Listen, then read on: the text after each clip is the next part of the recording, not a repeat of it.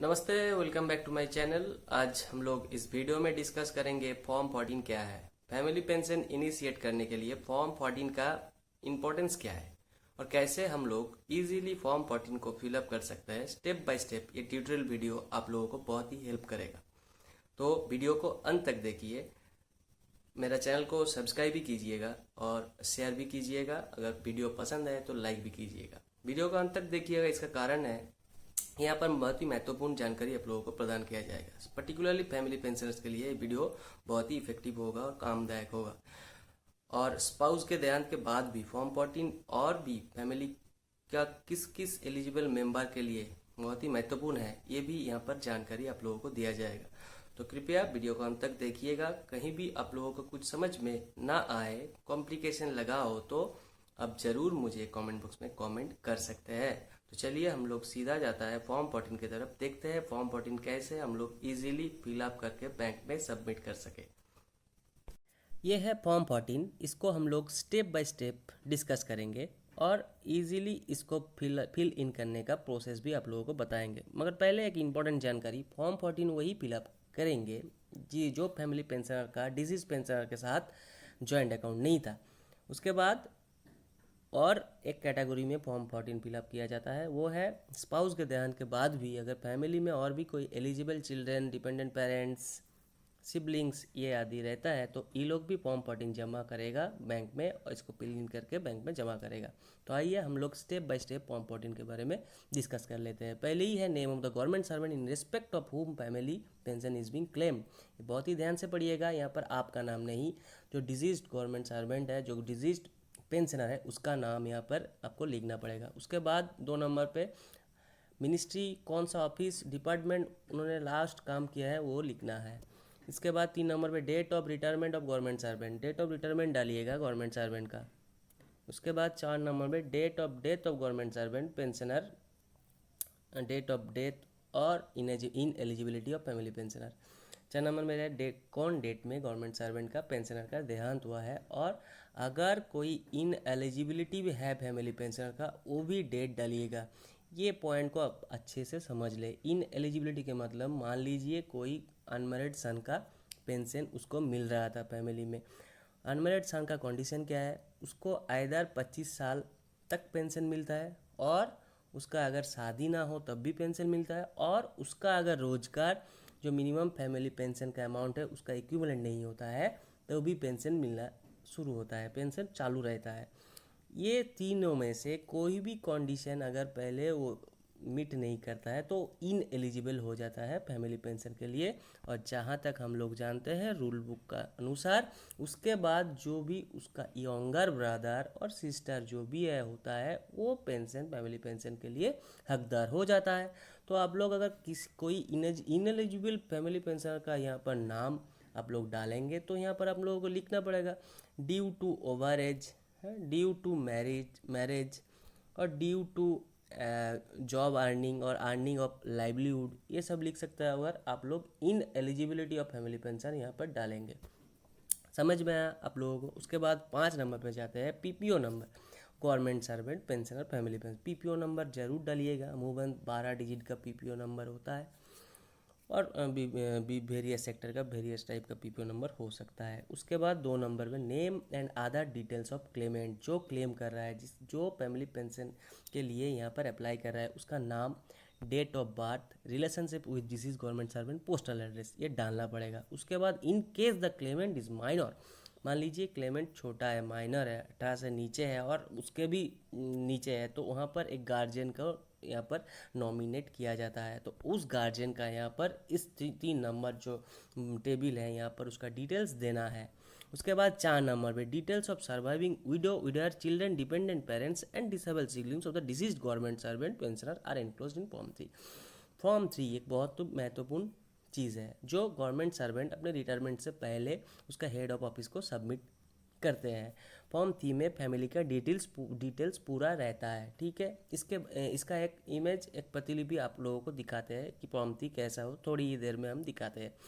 उसके बाद account number, name, BSR code, branch of bank which family pension is to be credited, आप लोगों को देना है कौन बैंक में आप लोग पेंशन लेना चाहता है, उसका अकाउंट नंबर क्या है, ब्रांच भी देना पड़ेगा। याद रखिएगा BSR कोड में यहाँ पर लाल में मैंने हाईलाइट किया है वो क्या है, अभी BSR कोड मैंडेटरी नहीं है। सरकार ने ये जो कंडीशन था इसको हटा दिया है, क्योंकि BSR कोड ढूंढने में बहुत ही टाइम लग जाता था और BSR कोड सटीक तरह से बैंक को, ब्रांच को भी पता नहीं था बहुत ही क्षेत्र में। उसके बाद other source of family pension, military और state government and public sector undertaking autonomous, कोई अदर अगर फैमिली पेंशन का सोर्स ऑफ इनकम है तो वहाँ पर देना है इफ़ एनी। तो आप लोग कृपया इफ़ एनी हो तो उसको डिटेल में डालिएगा, नहीं तो NA करके निकल जाइएगा। उसके बाद एक डिक्लेरेशन है छोटा सा, I am aware that future को, ये लिखा हुआ है कि हम पूरा फ्यूचर में जो आप लोगों के साथ कोऑपरेट करेंगे और कोई भी फॉल्सीफाई नहीं करेंगे, कोई फॉल्स इन्फॉर्मेशन भी यहाँ पर नहीं डालेंगे। इसके बाद इनक्लोजर आप लोगों को देना है, बाद इसके नेक्स्ट फॉर्म में ही हम लोग इनक्लोजर में आते हैं। यहाँ पर देखिए सिग्नेचर और लेफ्ट थंब इन्फॉर्मेशन आप लोगों को डालना है। क्लेमेंट और गार्जियन जो भी ये क्लेम करेंगे, लेफ्ट थंब इन्फॉर्मेशन उन लोग के लिए जी लोग सिग्नेचर नहीं कर पाएंगे। मोबाइल नंबर और टेलीफोन नंबर देना है, पैन नंबर देना है, आधार नंबर देना है अगर आपके पास आधार नंबर है। याद रखिएगा सिग्नेचर ऑफ 2 विटनेस भी है यहाँ पर 2 विटनेस उसका नेम एंड एड्रेस का साथ लगेगा। विटनेस कभी भी आपका ब्लड रिलेशन का नहीं होना चाहिए।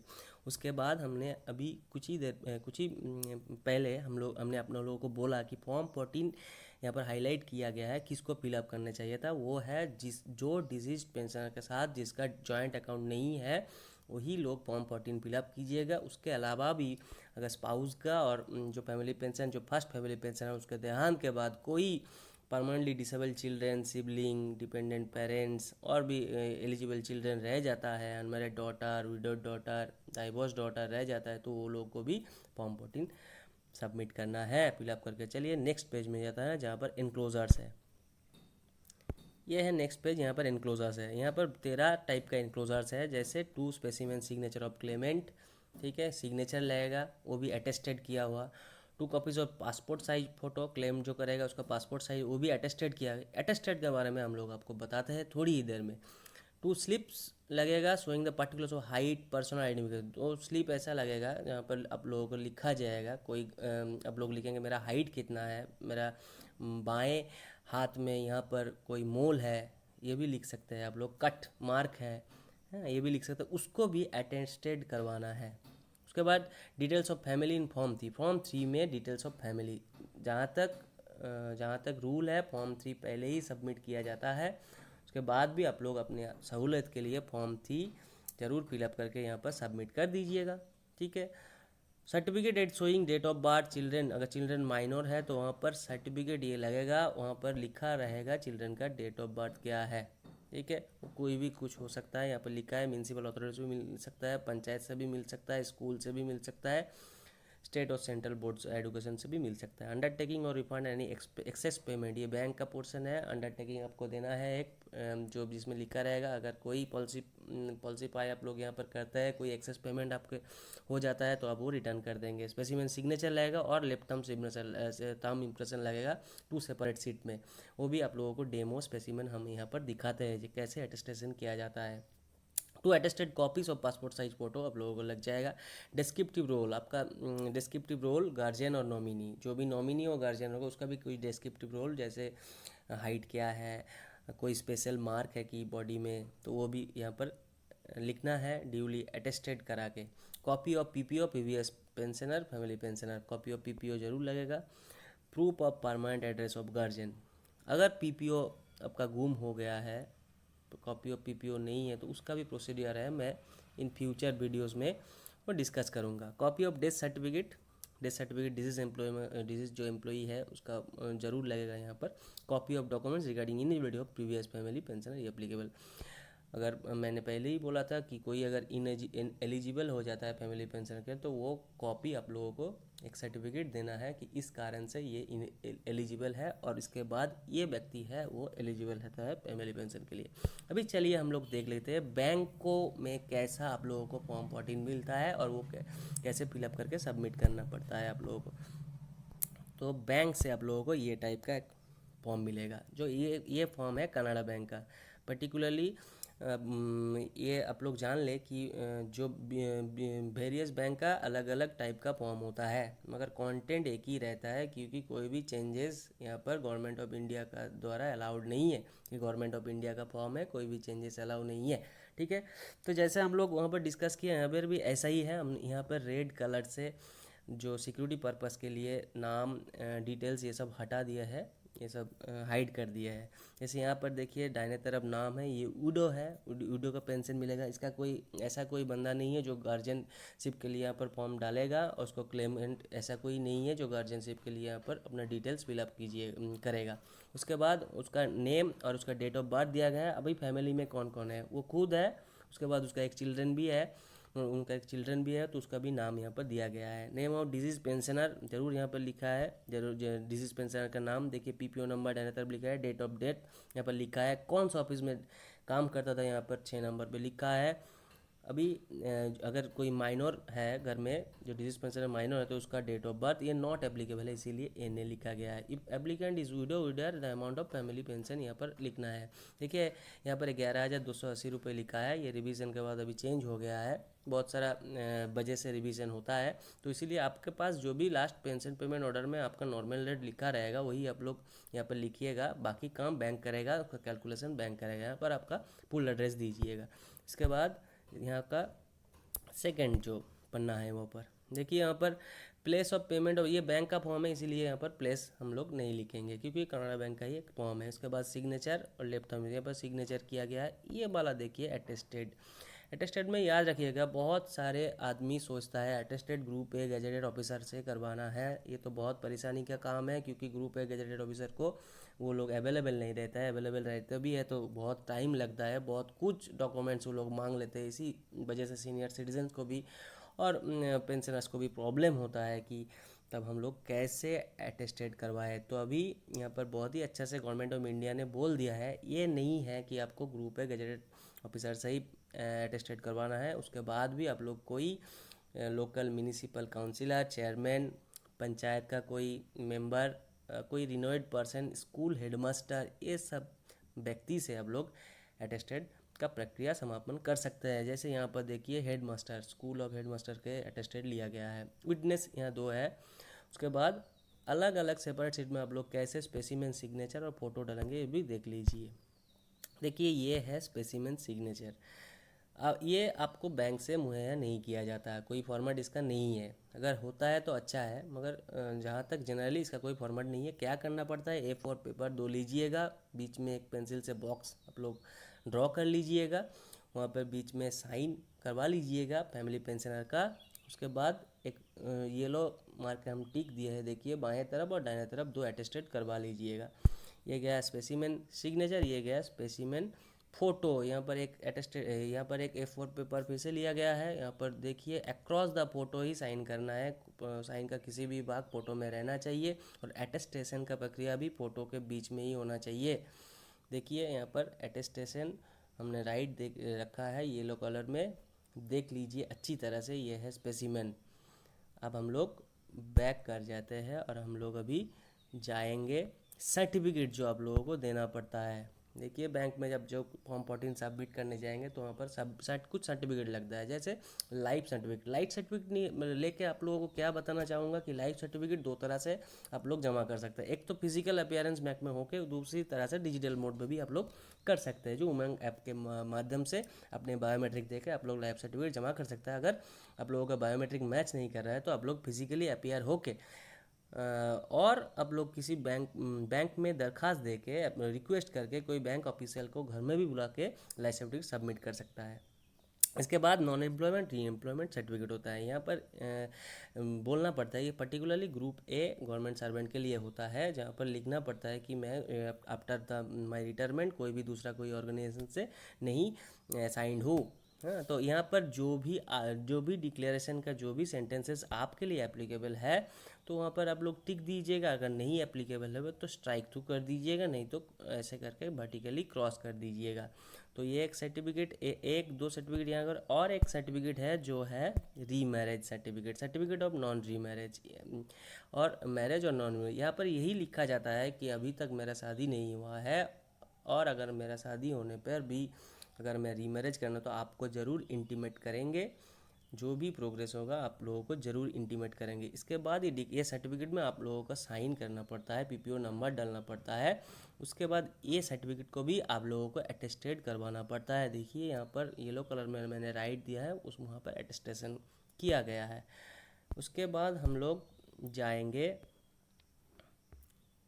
एक जो डिक्लेरेशन आप लोगों को देना पड़ता है, ये दूसरा पेज है। डिक्लेरेशन का पहला पेज ये है, ये बैंक से आप लोगों को दिया जाता है। यहाँ पर कुछ नहीं है, यहाँ पर खाली लिखा जाता है कि मैं जो भी फ्यूचर गुड कंडक्ट वो कंटिन्यू करूँगा, अडॉप्ट करूँगा, कोई भी फॉल्स इन्फॉर्मेशन आप लोगों को प्रदान नहीं करूँगा। और गवर्नमेंट ऑफ इंडिया बैंक भी आपसे बैंक गवर्नमेंट ऑफ इंडिया का भी आपसे मुझे पेंशन डाल रहा है। कभी भी अगर कुछ प्रॉब्लम आए तो बैंक पेंशन आपका बंद भी कर सकता है, क्योंकि ऐसा हो सकता है कि कुछ प्रॉब्लम आए, आपका बैंक पेंशन बंद कर सकता है। और कोई भी अगर एक्सेस पेमेंट हो जाए तो बैंक का ये पावर है कि वो आपके पास से वो रिकवर कर ले। ओके, तो ये एक पहला पन्ना है और दूसरा पन्ना ये है। यहाँ पर आप लोगों को नीचे साइन करना है, देखिए सिग्नेचर ऑफ द ऑब्लिगेंट, ऊपर में साइन करना है और 2 विटनेस से आपको विटनेस कराना है ये फॉर्म। याद रखिएगा, विटनेस आपके ब्लड रिलेशन का नहीं होना चाहिए, ये आपका कोई और रिलेटिव, नेबर्स, ये सब होने से बहुत अच्छा होगा। ओके, देन अब आप लोगों को बोला था कि फॉर्म 3 कैसा होता है, ये वो दिखा देते हैं। ये है फॉर्म 3 और देखिए फॉर्म 3 यहाँ पर डिटेल्स फैमिली बाएँ तरफ मैंने येलो में यहाँ पर मार्क किया है कि देखिए 10 आदमी का 10 कलम दिया गया है। फैमिली का जो भी फैमिली मेम्बर्स है उसका डिटेल्स यहाँ पर देना है। और दाहिने तरफ यहाँ पर सिग्नेचर ऑफ गवर्नमेंट सर्वेंट। मान लीजिए यहाँ पर याद रखिएगा, फॉर्म 3 रिटायरमेंट से पहले ही government servant each head of office में जमा कर देता है। इन केस कोई मॉडिफिकेशन और चेंजेस आए तो गवर्नमेंट सर्वेंट और उसका स्पाउस और दूसरा कोई एलिजिबल व्यक्ति हो, वो अपने एज ऑफ ऑफिस को कम्युनिकेट करके लेटर दे के बोल देता है कि मेरा फैमिली में ये मॉडिफिकेशन हुआ है, ये चेंजेस हुआ है। क्योंकि आने वाले दिन में भविष्य में आप लोगों को प्रॉब्लम ना आए, इसीलिए आप लोगों को जो भी प्रॉब्लम कुछ है, कोई मॉडिफिकेशन है, वो इंटीमेट कर देना चाहिए। वहाँ पर एक रिमार्क्स का देखिए कॉलम है 6 में, वहाँ पर वो लिखा जाता है। ओके, अगर अभी गवर्नमेंट सर्वेंट जिंदा नहीं है तो ये काम स्पाउस और बाकी जो एलिजिबल चिल्ड्रन जो फैमिली पेंशन मिलने वाला होता है वो भी कर सकता है, मगर इसके लिए उन लोगों को हेड ऑफ ऑफिस और पे एंड अकाउंट्स ऑफिस विजिट करना है। तो आई होप आज कि इस वीडियो के बाद आप लोग बहुत ही आसानी से फॉर्म 14 को और बैंक से जो फॉर्म 14 आप लोगों को मिलता है वो इजीली फिलअप करके सबमिट कर सकते हैं।